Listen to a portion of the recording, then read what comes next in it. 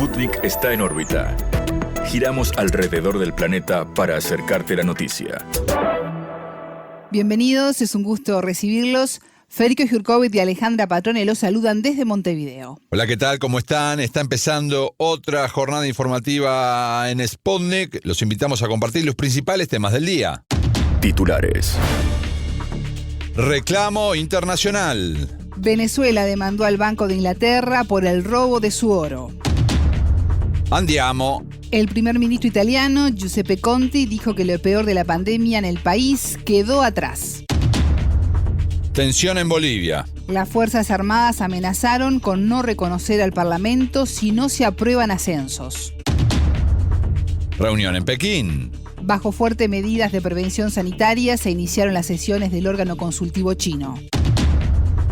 Chile, bajo presión. Se prolongó la cuarentena en la capital Santiago luego que el país superara los 50.000 casos de coronavirus. Pesquisas en Ucrania. La Fiscalía investiga presunta injerencia de Joe Biden tras la revelación de audios. Así titulamos las noticias que ahora desarrollamos. Noticias. Piden lo suyo. El gobierno de Venezuela demandó al Banco de Inglaterra. El Banco Central del país sudamericano busca la liberación de 31 toneladas de su oro, unos 930 millones de euros, que la entidad británica mantiene bloqueados. La retención es consecuencia de las sanciones impuestas a Venezuela por Estados Unidos y por el Reino Unido. En órbita consultó al analista internacional Bassem Tajeldine.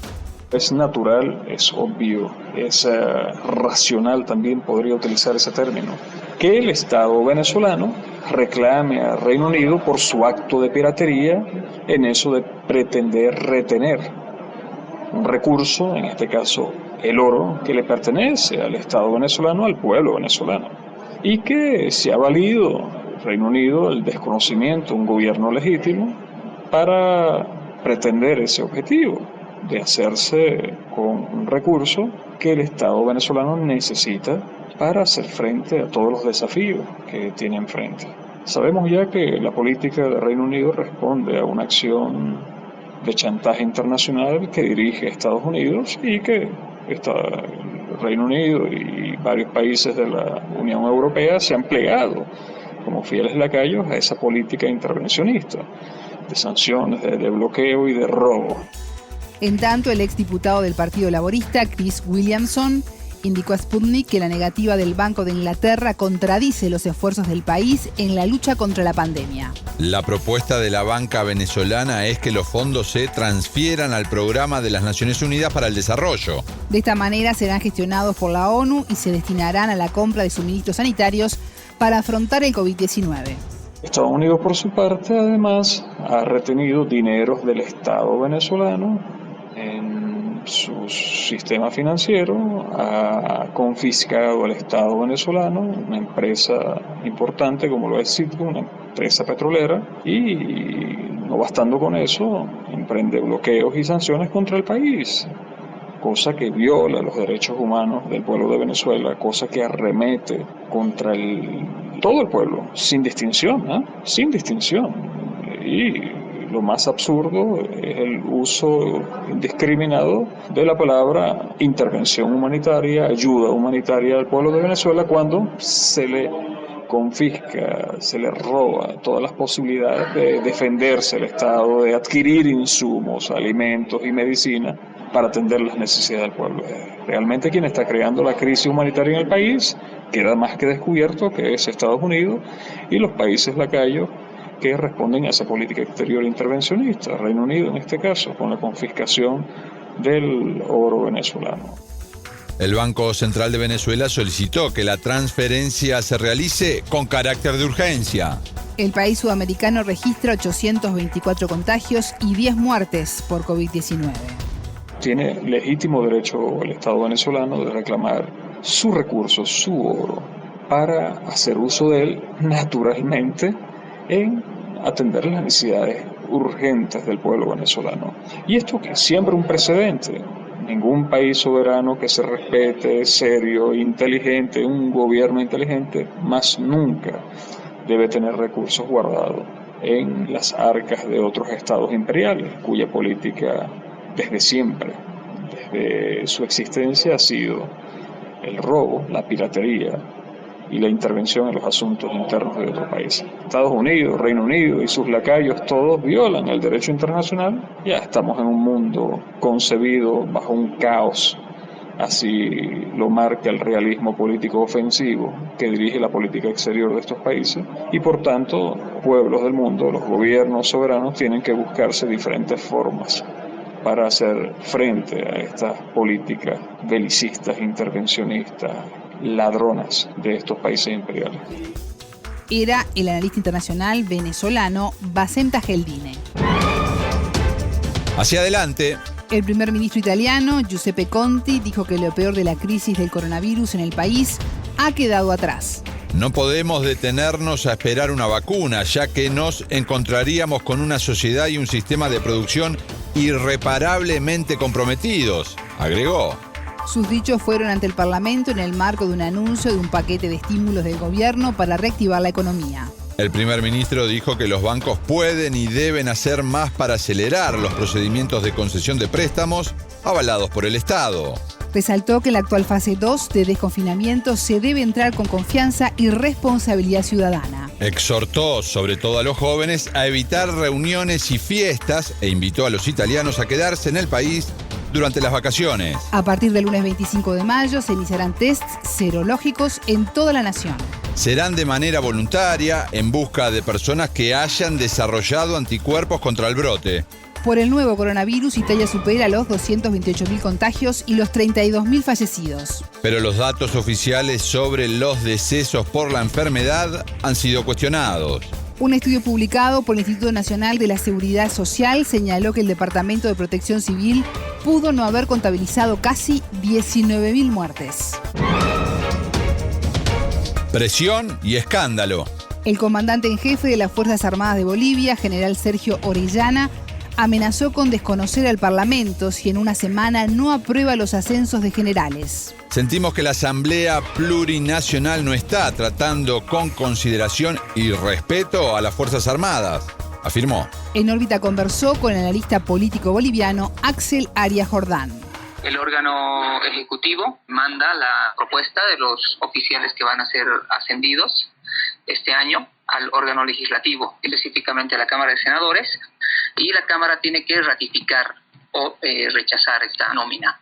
Se estaría de alguna manera observando algunos de los nombres que se están planteando, ¿no? Entonces, diríamos que todavía está en evaluación, ¿no? Todavía continúa en evaluación en la Cámara. En tanto, el gobierno interino pidió a la justicia la prisión preventiva y el congelamiento de las cuentas del exministro de Salud, Marcelo Navajas. El funcionario, que estuvo en el cargo 42 días, fue destituido por la compra irregular de respiradores para atender la emergencia por el COVID-19. Quedó detenido junto a un grupo de personas, entre las que se incluyen directivos del ministerio. Según la información oficial, el Estado habría comprado 170 equipos a un precio total de $4,7 millones. Esto es $27.683 por unidad. Sin embargo, la empresa fabricante, la catalana GPA Innova, detalló que el costo unitario es de $6.500. Mientras la Fiscalía y el Parlamento investigan el caso, el diputado Franklin Flores, del Movimiento al Socialismo, MAS, presentó una denuncia penal contra el ahora exministro. Una vez que hay serios indicios, ¿no? Serios indicios de que se habría precisamente generado un sobreprecio, un daño económico al Estado, y no solamente eso, ¿no? Sino que en este momento en el que está viviendo Bolivia de manera particular, en el que se necesita acceder a estos equipos tan necesarios que son respiradores para unidades de terapia intensiva, se estaría atentando, ¿no? Directamente a la salud pública al haber comprado el gobierno equipos que no son los adecuados para atender a pacientes con coronavirus. En ese sentido es que el diputado Franklin Flores, entre otros representantes del movimiento al socialismo, se han pronunciado, y en el caso del diputado Flores ha presentado ya una denuncia penal, ¿no?, contra el ahora exministro de Salud, al ser la autoridad que dio la instrucción para que se proceda a la adquisición de estos equipos. Mohamed Mostajo, representante de Ciencia y Tecnología de Bolivia ante organismos internacionales, también está cuestionado ya que asesora al Ejecutivo en la gestión de la pandemia. Mostajo, yerno de la presidenta interina Yanine Áñez, se desligó de las acusaciones. El embajador asegura de que toda la responsabilidad para la compra de los equipos recae directamente en el Ministerio de Salud, ¿no? Que no habría tenido ninguna participación.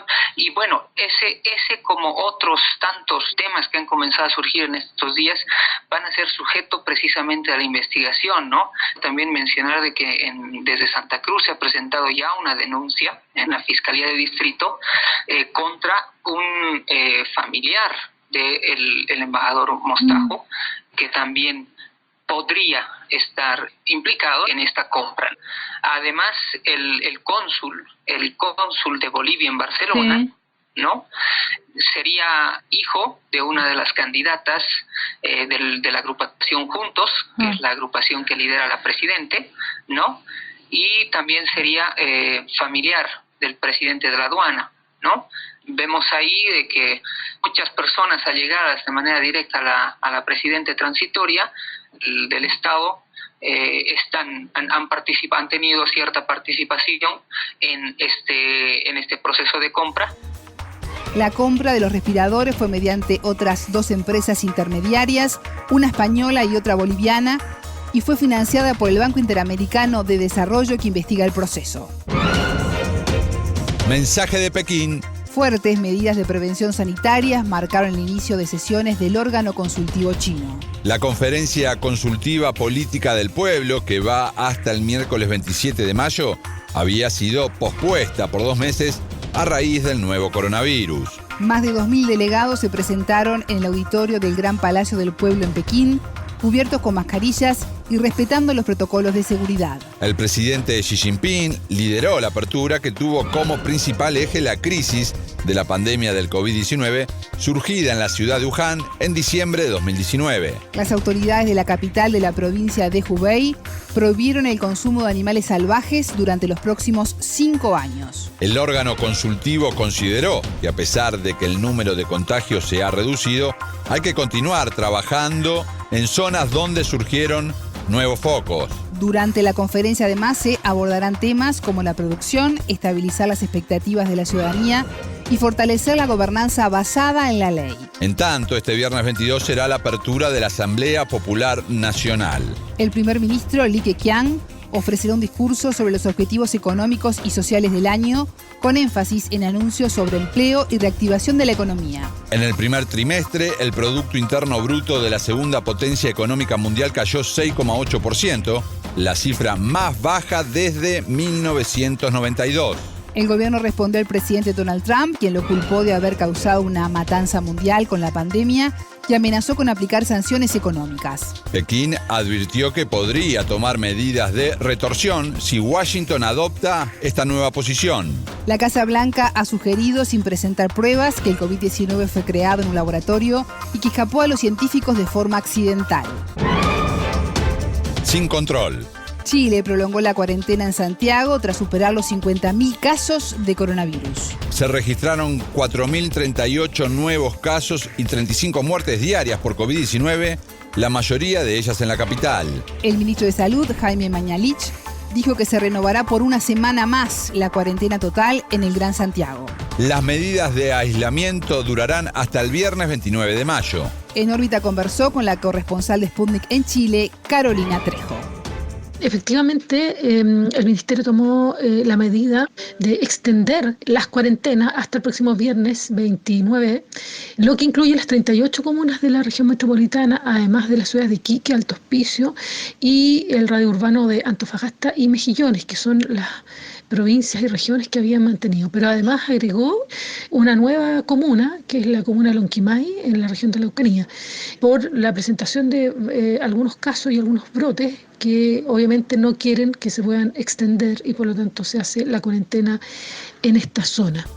La cifra total de infectados en Chile alcanza los 53.617, mientras los fallecimientos suman 544. El gobierno asegura que en el aumento de los casos influye el comportamiento de las personas que no respetan la cuarentena.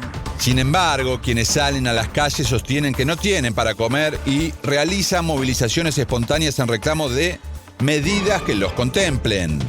Las razones, digamos, del aumento tan drástico en solo un día de fallecidos, si bien la autoridad el día de ayer no se refirió en específico, se entiende que son es multifactorial. Comienza la época de frío, digamos, la posibilidad de mayor contagio. Por otro lado, también ellos arguyen, digamos, de que se están tomando más muestras y más test. Eso hace que también se registren más casos. Cada vez más personas no cumplen con el toque de queda, saliendo a las calles a trabajar y en busca de mejores condiciones para sus familias. Anoche, Carabineros de Chile, la policía uniformada de nuestro país, hizo un reporte de cerca de 675 personas que fueron infractores del toque de queda durante la última noche. Y otras 645 fueron detenidas producto de no respetar la cuarentena, lo que efectivamente ha sido un aumento respecto al día anterior, que las cifras bordeaban los 400 personas. La verdad es que yo creo que aquí se ha producido, si uno hace un análisis, que la gente sale y rompe las cuarentenas. Hay muchos infractores, digamos, que lo hacen por necesidad. O sea, ustedes ya habrán sabido, digamos, que hace un día y medio, digamos, se produjo una protesta enorme en unos barrios, digamos, del sur de Santiago, en la comuna del Bosque, donde salieron pobladores en una manifestación espontánea a protestar y básicamente a manifestarse porque están pasando hambre. Escuchábamos a la corresponsal de Sputnik en Chile, Carolina Trejo. Complicado. La Fiscalía de Ucrania investiga presunta injerencia de Joe Biden tras una revelación de audios. La causa responde a la presunta intromisión del posible candidato demócrata estadounidense en la labor del anterior fiscal general ucraniano, Viktor Shokin. El diputado Andrei Derchak hizo públicos unos audios que datan de 2016, cuando Biden era vicepresidente. De acuerdo con las grabaciones, cuya autenticidad aún debe ser comprobada, el norteamericano habría ofrecido $1.000 millones al expresidente Petro Poroshenko. El objetivo apuntaba a destituir al fiscal Shokin, que investigaba los negocios de su hijo, Hunter Biden, en el país europeo. El fiscal fue finalmente cesado en marzo de 2016. Tras su destitución, se cerraron todos los procesos judiciales contra Burisma, compañía en la que trabajaba Hunter desde 2014. El presidente de Ucrania, Volodymyr Zelensky, que cumple su primer año de mandato, se mostró a favor de que las agencias de seguridad investiguen la información. El mandatario afirmó que los audios de su predecesor evidencian que se estaría frente a un caso de traición a la patria. Hasta aquí En órbita. Pueden escucharnos todos los días en directo a partir de las 19 horas de México, las 21 de Montevideo y a las 0 GMT por mundo.sputniknews.com. En órbita.